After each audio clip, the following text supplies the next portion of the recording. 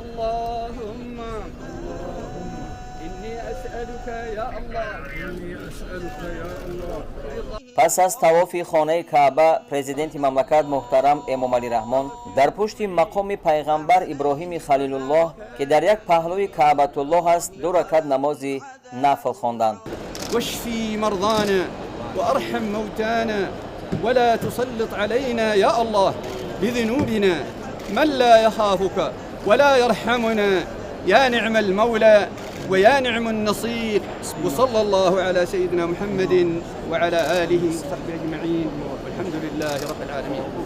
سرور دولت محترم امامعلی رحمان با هیئت همراه پس از ادای نماز برای پیشرفت و شکوفایی آینده تاجیکستان، خانه امید همه تاجیکان جهان و سرجمعی و آسودگی مردم شریف تاجیک دعای خیر کردند.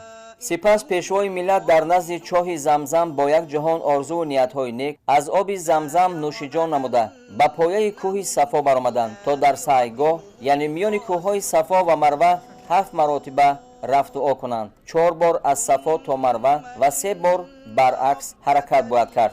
بعد انجام سعی در پایه کوه مروه موی سر باید تراشیده یا کوتاه کرده شود. با عملی نمودن این رکن مراسم عمره هیئت تاجیکستان با سروری پیشوای ملت محترم امامعلی رحمان انجام یافت.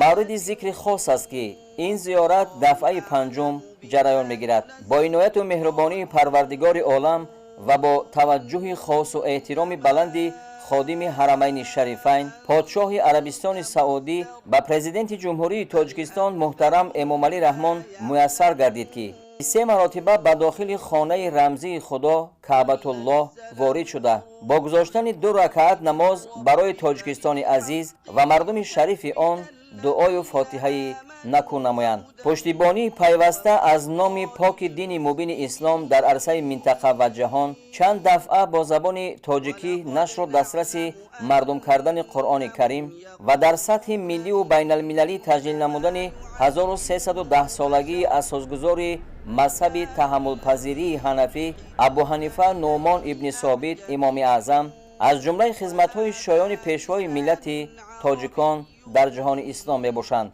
که او را به شأن و اعتبار بلند رساندند. با چنین شرف بلند دست یافتن سرور دولت تاجیکستان و پیشوای تاجیکان جهان محترم امامعلی رحمان بازگوی از نفوذ و اعتبار شایسته او در عالم اسلام است. این است که او بارها به فهرست 500 مسلمان صاحب نفوذ عالم شامل گردیده است. خاطررسان باید نمود که تا این وقت پرزیدنت جمهوری تاجیکستان محترم امامعلی رحمان سالهای 1997 2001 2005 2016 و 2017 به پادشاهی عربستان سعودی سفرهای رسمی و کاری انجام دادند.